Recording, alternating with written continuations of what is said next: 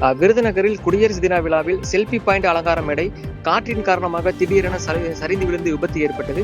இதில் அருகே நின்றிருந்த நபர் ஒருவர் காயமடைந்தார். விருதுநகர் மாவட்ட விளையாட்டு மைதானத்தில் 76வது குடியரசு தின விழாவையொட்டி மாவட்ட ஆட்சித்தலைவர் ஜெயசீலன் இன்று தேசிய கொடியை ஏற்றி வைத்தார். காவல்துறையில் சிறப்பாக பணிபுரிந்தவர்களுக்கு 133 பேருக்கு முதல்வர் பதக்கம் இன்று வழங்கப்பட்டது.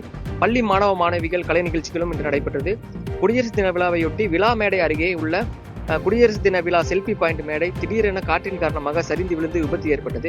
மேடையின் அருகில் நின்றிருந்த நபர் உள்ளே சிக்கிக் கொண்டார். உடனடியாக பாதுகாப்பு பணியில் இருந்த போலீசார் மற்றும் தீயணைப்பு படை வீரர்கள் அவரை மீட்டு அங்கு நிறுத்தி வைக்கப்பட்டிருந்த 108 ஆம்புலன்ஸில் அவருக்கு முதலுதவி அளிக்கப்பட்டது. இதனால் அந்த பகுதியில் சிறிது நேரம் பரபரப்பாக காணப்பட்டது.